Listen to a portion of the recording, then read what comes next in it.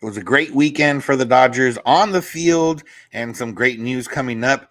Fortunately, it wasn't all great news for the Dodgers. River Ryan is out for the rest of the season and possibly longer.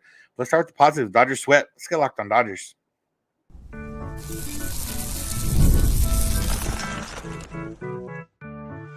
You are Locked On Dodgers, your daily Los Angeles Dodgers podcast. Part of the Locked On Podcast Network, your team every day.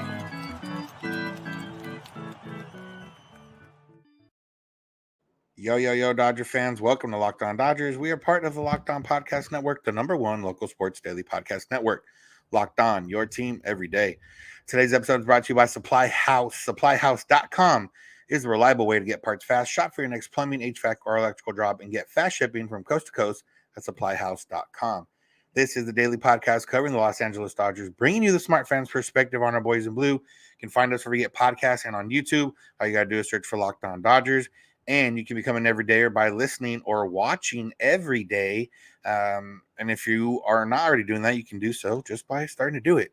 You can find us where we get podcasts on YouTube, and you can subscribe and make it easier on yourself to be notified when our episodes are ready or when we're going live. If you're subscribed on YouTube, if this is your first time listening, watching, welcome. My name is Vince Samperio. I'm joined by my co-host, Jeff Snyder. Jeff and I are both lifelong Dodger fans that have covered the team for a decade now in a few different ways. One of those ways being this here podcast where we talk about the Dodgers every Monday through Friday for about 30 minutes. And we're here to do that here once again. And, we've talked a lot in the past about the best ways to win a series when you don't sweep and the best ways to lose a series if you don't get swept. But sweeps are always a little bit better. Yeah, the best way to win a series is to sweep. They should just do that all the time. That's my hot take. I don't know why they haven't hired me yet. Yeah. Once we all figure that out, then it'll be a lot easier and smooth sailing from here on out. But yeah, the Dodgers swept the Pirates this weekend in a few different ways that they got those wins, and it wasn't always pretty, but they got it done, and that's what matters. They picked up one game on the Padres, stayed even with the D-backs, or picked up a game on the D-backs. So the Dodgers are 3.5 up right now in the division. So all in all, a good weekend for the most part. We'll get to the not so great part in the next segment, but beyond the sweep, we got some big news on Friday that when Mookie Betts returns, it will not be at shortstop like Dave Roberts said before.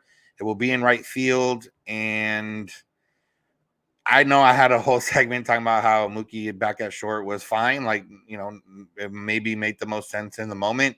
But with Tommy Edman on the heels of coming back in a week, realistically, this makes sense that the Dodgers went this route and put Mookie in the outfield, solidified their outfield, and they'll take the, maybe one less bat at shortstop than they would have had before.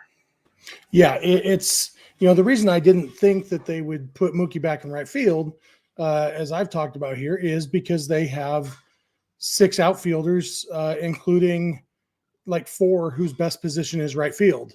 And that's not counting Mookie Betts. And so, if you want Andy Pages in the lineup, he's going to have to be in center field now where he's bad.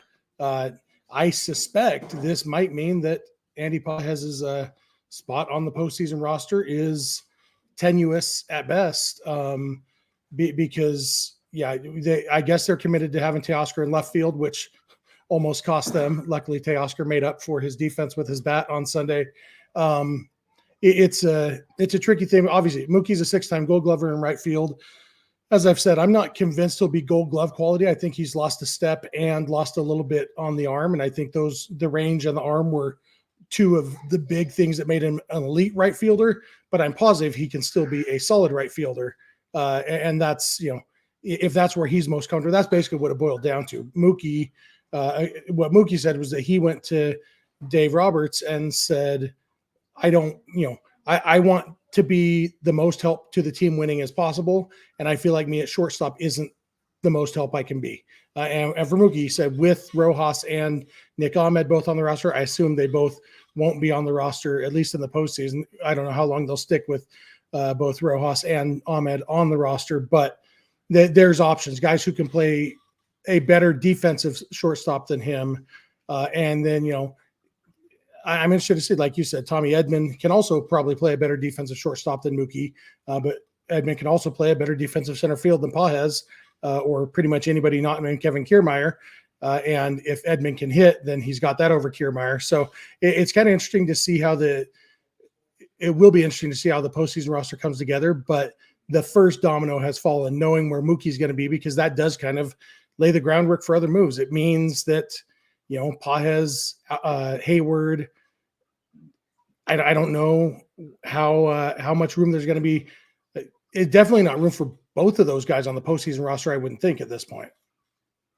Yeah, it basically takes away an outfielder and keeps Rojas at shortstop. That's mainly the gist of this. And this is all kind of brought on by the fact that Gavin Lux has been hitting and will remain at second base. If he hadn't been hitting, Mookie goes to second. They still keep, Pages, Hayward, or whoever they want platooning out there and right, and Edman's in center every day, and then you have Ross to short. But this gives you the best offensive lineup for the most part when you got, Mookie and Edman and Teoscar, and then Freddie and Lux and Muncy and Smith, and then Notani, and then, it'll be Rojas. Rojas will be your weak link, which, in spurts, he's been a good guy this season. He's tailed off a little bit, but that might just be the fact that he's been playing a lot. And now with so many different options, like they could just give him a day off, or Kike, who now can see the ball, see the spin on the baseball because he went to an eye doctor, apparently. We'll talk about that in a little bit, but there's a lot of different options, and it just gives your lineup the strongest for October. Yeah, and that's why I wonder if they might keep Ahmed around just to help Rojas stay fresh. Because Ahmed is basically just a poor man's Rojas at this point. Roughly equal defense, and then Ahmed's a worse hitter, but not significantly worse. So, but having both of those guys, if they can afford to do that right now, and they definitely can for the next week, they until Edman and Muncy come back, like we're going to talk about in a little while, they can keep both of them around. Help keep Rojas fresh. In the postseason, they get enough days off that I'm not as concerned about Rojas playing every day. There's enough time off that I think he'll be okay, but it's a matter of keeping him fresh-ish until then so that he can, and even when he's not hitting great, he's putting the bat on the ball, which is a valuable skill and something that this team has lacked at times. Edman, kind of the same thing. So there's this is definitely, when you get Mookie back plus Edman and having Rojas in the lineup, it's a better contact hitting team than it has been. Contact isn't everything, but it is important. Yeah, and it's one of those things where the Dodgers, they haven't even got the guys back. They obviously played better this weekend. The Pirates are a team that is in contention for a wild card spot. Maybe not as much as they were a week ago before they got swept back-to-back times. But this makes the most sense. It was easy to sell it the other way. If Edman was like 2 or 3 weeks away, then you're like, okay, put Mookie at short till Edman gets back, and then you can kind of figure everything out. But now that we know he's coming back in a week, Muncy's coming back in a week, like you're going to be at full strength. There's no reason, to keep Mookie in the infield for now. It's obviously a bigger question of what happens after this season with Mookie, but for the moment and for the time being, and realistically, you mentioned losing a step out there in right field, but hopefully that can be made up by the fact that he's maybe a little bit fresher than he is at this point in the season sometimes. I mean, he has worked, maybe not so much because he had to put in so much work before games early in the season. I mean, he was out there for an hour sometimes taking ground balls at shortstop. But, I think he's had a nice little reset here, and maybe that'll help out a little bit. Yeah, and part of the logic behind moving him to second base was to save some of that wear and tear of just running out to the outfield and back, 9 times a game.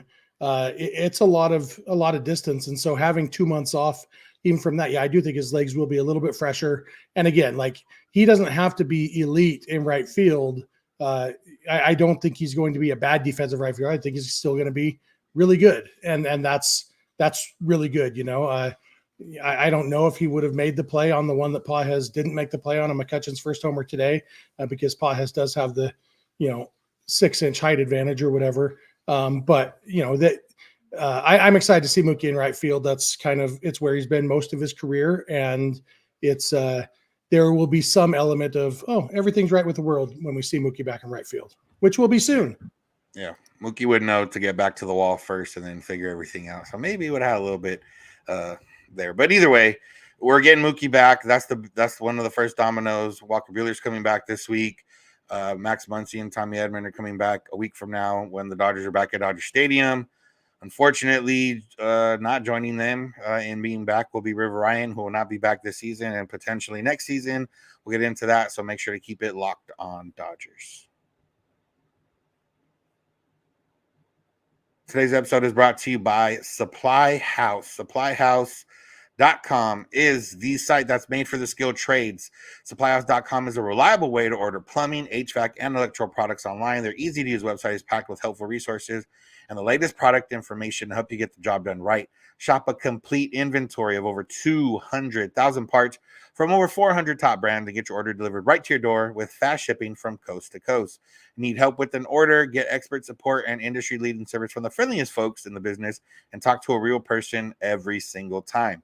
Pros in the skill trades can get a competitive edge by joining SupplyHouse.com's free Trade Master program. Every Trade Master gets access to a dedicated phone line, free shipping, and discounts on every order. Join the thousands of trade pros already benefiting from the free membership at SupplyHouse.com/TM and order plumbing, HVAC, and electrical supplies from anywhere with just a few clicks at SupplyHouse.com.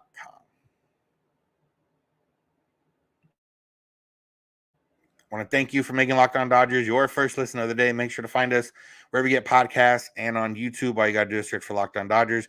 Become an everydayer by listening or watching every day. And when you're done listening to us, go check out Locked On MLB with our pal Sully. He's here to provide you national expertise with trademark humor to help you get ready for the MLB playoffs here in the dog days of summer. Prepare for the Fall Classic with Sully, who has it all covered every single day on Locked On MLB, available on YouTube or wherever you get your podcasts.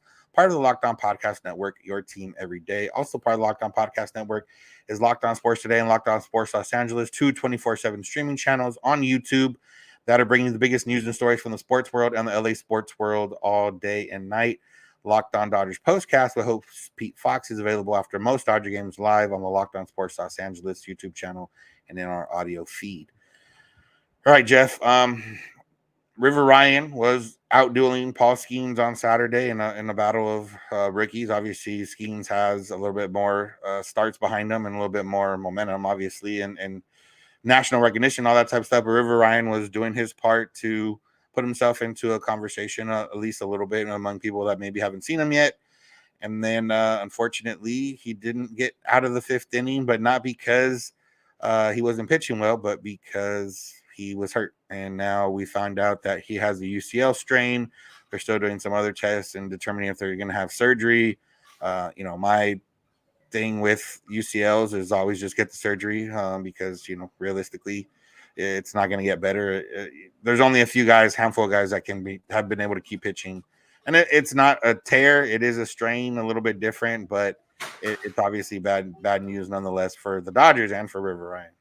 Yeah, for sure. And, neither of us are doctors. And even if we were, we haven't seen the MRIs ourselves. So, they'll make the decision that makes sense for them.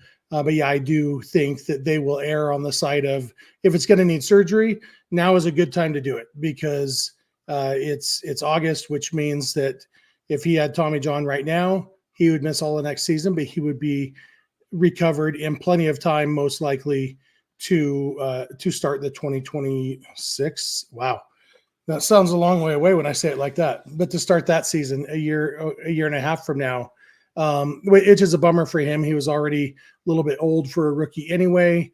Kind of the Walker Buehler path of, Buehler was younger when he got to the big leagues, but, kind of the same thing like River Ryan. I guess the good news for him is that he hurt his arm pitching in the big leagues instead of in the minors. So at least he'll get paid the major league minimum next year when he's rehabbing, if he has Tommy John surgery. But yeah, it's a pretty big bummer for him. It was watching that game here at my parents' house. It was just depressing seeing him get hurt, because I've been so excited about him, maybe because we've seen it with so many other pitchers. It reminded me a lot of Dustin May. I don't remember the first time or the second time, but probably the first time, because we were really excited about Dustin May, you remember, and then to see him get hurt, it was kind of that same feeling of, oh, there's so much potential here. And I still believe in River Ryan's potential, but yeah, assuming I think it's a safe assumption that this will probably end up being a Tommy John surgery. But again, we're not doctors. We haven't seen the MRIs. We don't know that for sure. It's just kind of our guess based on, the hundreds of other pitchers who've had similar injuries over the last several years. Yeah. And it is tough. It's been not a great year to be a young Dodgers pitcher in terms of injuries. You had Frosso before the season even started, Emmett Sheehan, you have, Dustin May having a freak injury when he was maybe close to coming back, or at least on the way to coming back. Now you have River Ryan. It's Kyle Hurt. Like it's been frustrating to kind of see all these guys, and I don't know if there's a rhyme or reason for it. We may never really know unless there's some big time data that comes through. River Ryan mentioned the pitch clock maybe being something that could be an issue, just because throwing pitches back to back in the short amount of time that they have. Not great, but we'll see what happens. As for the Dodgers, it doesn't affect too much of the day-to-day. It protects, or it affects a potential playoff rotation. If River Ryan had continued to throw the way he was throwing, like he would have been in consideration for a game 3 or 4 start, depending on Yoshinobu Yamamoto's return and everyone else staying healthy. And it affects, maybe takes a little bit of ceiling away from what the Dodgers could have had in October. And obviously, it sucks on a personal level for him, but, and when we look at it from the Dodgers perspective, it sucks in that sense. They will have enough starting pitching, assuming health the rest of the way, to get through the regular season. If Yamamoto comes back, they have, a formidable trio at the top of their rotation, and then they find somebody to throw game 4. But yeah, definitely not the news you wanted to hear, especially if you had thoughts of River Ryan being one of those rookies that catches fire in October and help the team to, a World Series title. Yeah, and in the short term, they called up Landon Knack to replace him on the roster, said he'll be pitching out of the bullpen. We'll see how long he's on the roster. They've also said Walker Buehler is starting on Wednesday. He's not currently on the roster. I believe he's on the 60-day IL even, right? I assume he is, since he's been – oh, no, Buehler's just on the 15. He was on the 60-day earlier, so they don't need a 40-man roster spot, but they will need a 26-man roster spot for Buehler. Presumably that would be Landon Knack going back down for the short term, and then we'll see what they do long term. They had talked about before Ryan got hurt, they were talked about going with a 6-man rotation at least for a little while with Buehler back, so they could call up Justin Robleski to fill that 6th starter spot, maybe, and that would probably mean we talked about how what's his name? Brent Honeywell kind of got a reprieve when Brusdar Graterol got hurt. That reprieve might be done. Maybe Honeywell, and maybe it's Honeywell on Wednesday instead of Knack, if they do just decide to keep Knack up. We don't know what their plans are for Knack or Robleski in October. If they're thinking about them for the postseason roster, possibly in relief, or if if those guys aren't really factoring in the decisions, we don't really know. But we'll kind of get a hint at that over the next couple of weeks as we see some of these moves and machinations that they do as guys start coming back from the IL. Yeah, Ryan Brazier is supposed to come back this weekend in St. Louis. So, there's going to be a lot of moving parts here in the next week. And we've been saying that in anticipation of it. Now it's kind of getting here. We talked about Muncy and Edman earlier. They both had a couple rehab games this weekend. Muncy had an RBI double, drove in Edman in their first game. I think Muncy had a hit on Sunday. Edman got on base via, I think, a walk maybe. Edman's been in center. Obviously, Muncy's been at third. So, those guys are on their way back. But it's funny how the Dodgers sweep, and we've had very little conversation about the actual series. So we'll get into that next. Don't you worry. There was just some bigger news maybe coming out of the weekend. So make sure to keep it locked on Dodgers.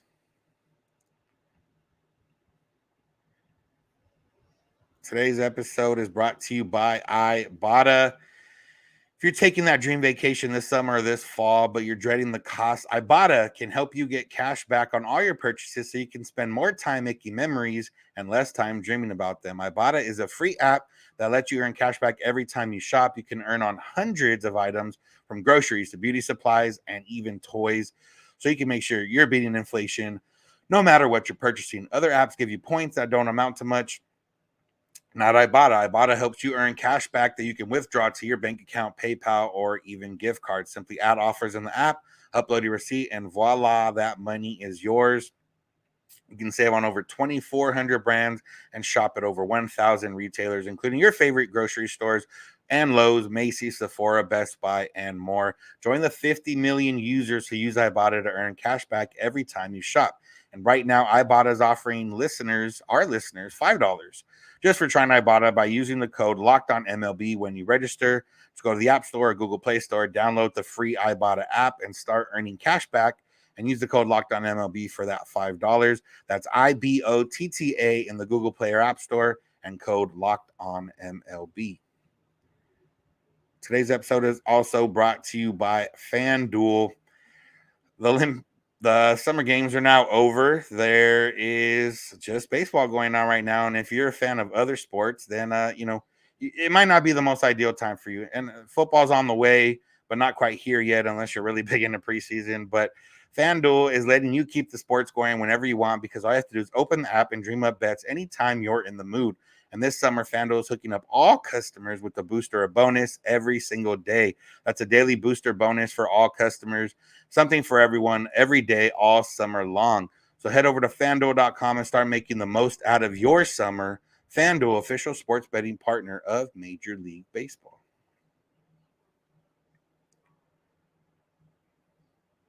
Want to thank you for being an everydayer. If you are one, everydayer is just someone that listens or watches every day. If you're not ready for that kind of commitment, you can just add one episode to your week, and we'd appreciate that greatly. Remember to subscribe wherever you get podcasts, and on YouTube, just search for Locked On Dodgers. And you can go beyond the podcast, become a Locked On Dodgers insider at joinsubtext.com/LockedOnDodgers. Get texts from us with any news, rumors, thoughts, videos, anything that we see fit. For Dodger fans to be in the know, we will be there for you. And if you have any questions or thoughts, you can send them our way. And there's conversations to be had about baseball and about the Dodgers. So make sure to go to joinsubtext.com/LockedOnDodgers.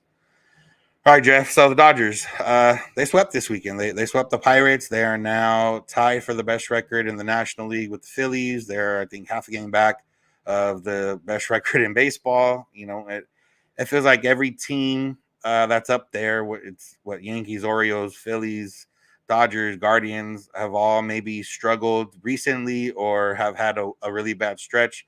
The Dodgers are definitely in that mix there, but starting to play better baseball now. Hopefully, moving forward, getting the best baseball ahead of them now with all these guys coming back. But as for on the field this weekend, the Pirates scuffling a little bit, but still a good team. The Dodgers got to face Paul Skenes, and I guess we can start there, even though it wasn't the first game of the series, but there was a stat out there after this game that I think Paul Skenes against the Dodgers this season has an ERA over 5, against everyone else an ERA under 2. So for whatever reason, they get to him, but it was, not always the usual suspects this weekend in terms of getting the job done. The bottom of the order was setting it up for the top of the order. Fortunately, Shohei Ohtani had a lot of guys on base, didn't drive in as many, but fortunately, it was Teoscar Hernandez and Freddie Freeman and Gavin Lux doing some work this weekend. Yeah, absolutely. To sweep a series against a team that is fighting for their playoff lives with Shohei Ohtani doing almost nothing is pretty impressive. The pitching was good, great at times, and definitely good enough. And like you said, a lot of contributions from a lot of people in the lineup. Gavin Lux was a big hero against Skenes, which is awesome to see. Even just from the mental side of things, that Lux wasn't overwhelmed or didn't back down from that challenge. It was awesome, and so realistically, when you look at this, the Dodgers going into a weekend series against a team, like I said, fighting for the playoffs.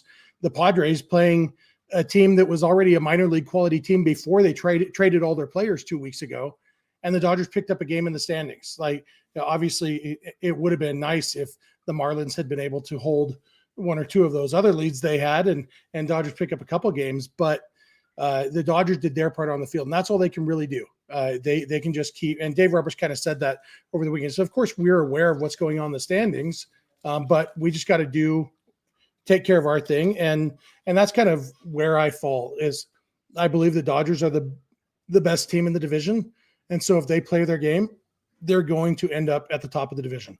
And, right now they are tied with the Phillies for the best record in the National League.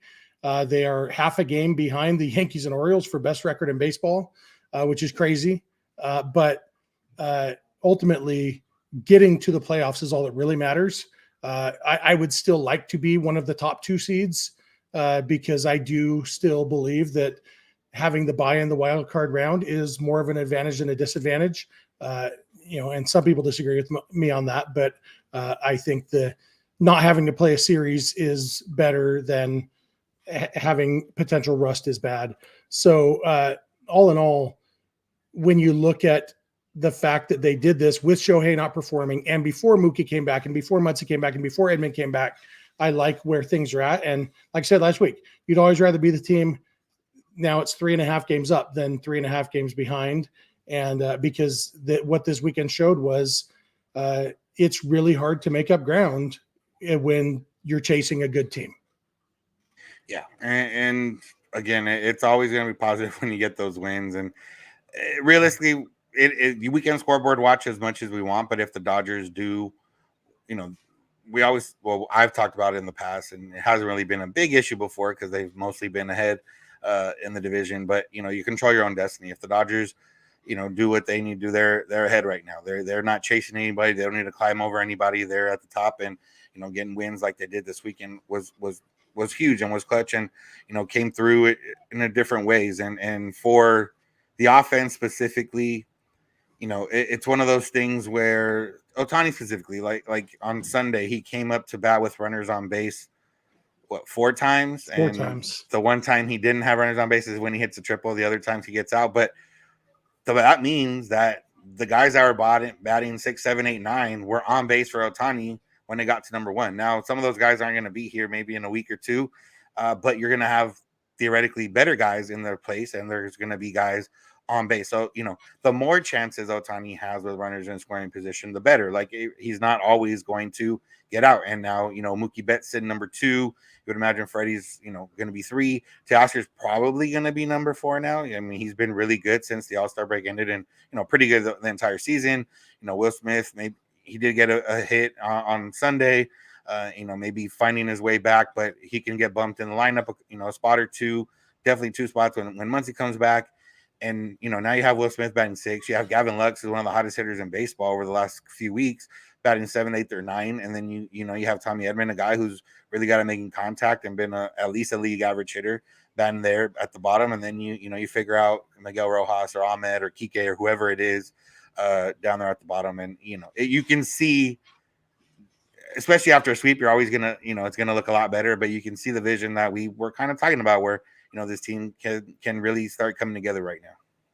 Yeah, absolutely. It's these guys aren't going to struggle forever. I do think that having Mookie back and then eventually Muncy back will be a benefit to everybody in the lineup. I'm not a psychologist. I don't know how much of this is mental, these struggles. A lot. Baseball's hard. Hitting is hard, and everybody goes through slumps. Smith's has been a little bit longer than Ohtani's, but these guys are going to break out of it, and they're going to have even a better supporting cast around them. And that's the whole point of this team that the Dodgers put together, is that it's not going to rely on one person, that you can win a game when Ohtani struggles. You can win a game when Smith struggles. You can win a game when both of those guys struggle. You can sweep a series with both of those guys struggling. And that's even, with the depth being tested right now, it's only going to get better, assuming health, which is never a safe assumption. But I'm excited to see this lineup at full strength, and they're just kind of weathering the storm right now. The fact that they were able to pick up a game in the standings this weekend was awesome, as they're about to get Mookie back, get Buehler back, get Muncy back, and then hopefully they can kind of start playing the baseball they're capable of, and go on a little bit of a run themselves and put some more distance between them and the teams chasing them, put the pressure back on them. Because right now, like that's part of the problem, is there's no pressure really when you're chasing. It's like, hey, let's see what we can do. And I'd like the Dodgers to start running away and put some of that pressure back on Arizona and San Diego. Yeah, exactly. And the one note on Kike that I brought up earlier. So after the game on Sunday, Kike had 3 hits, I believe, obviously a big one there. And, in the extra innings to tie the game, ended up scoring the winning run. But Kike's been hitting a lot better as of late. And, and it was, we mentioned the, glasses that he had been wearing, and, was it a matter of that he couldn't see or just, wanted to try something different or whatever the case, blah, blah, blah. Turns out in his right eye, he has stigmatism and he couldn't see spin on the ball. So no, it makes a lot of sense why he was flailing out a lot of pitches that, probably shouldn't have been swung at in the first place. So now he's got those on. The prescription's only for the right eye. He's been hitting a lot better since then. It's kind of funny that some of the biggest breakthroughs here the last couple of weeks was, a chiropractor in Muncy and, eye doctor for Kike. It seems kind of funny and ironic, but, whatever gets the job done at this point. We've said this before in the past, and we haven't really said it now, but like everything before August 11th doesn't really matter anymore because it's all about what happens moving forward. And if Kike's a 750, 800 OPS guy the rest of the way, whether it's off the bench or occasional shortstop or giving guys breaks here and there, like that's a win. If you have that coming off your bench in October, that's a win. And we had talked about Kike maybe not even surviving the rest of the season, and now it's looking like, he's someone that's definitely going to be there for the long term. So, yeah, we've talked about this a lot over the years about different players. We've reached the point in the season where the stats on the back of the baseball card are going to look bad for this year. Kike, you had a down year. It's now official. You had a down year. Who cares? Gavin Lux, you had a down year, but Gavin Lux has been hitting great the last, month and a half now.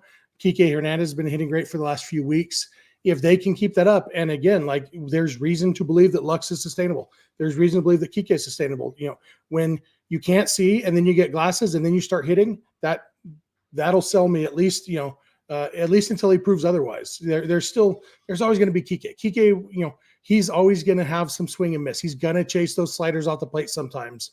But if he's back to the point where he can punish a mistake, that's what we were missing earlier in the season. Kike's always been a great mistake hitter, and he wasn't that earlier in the season.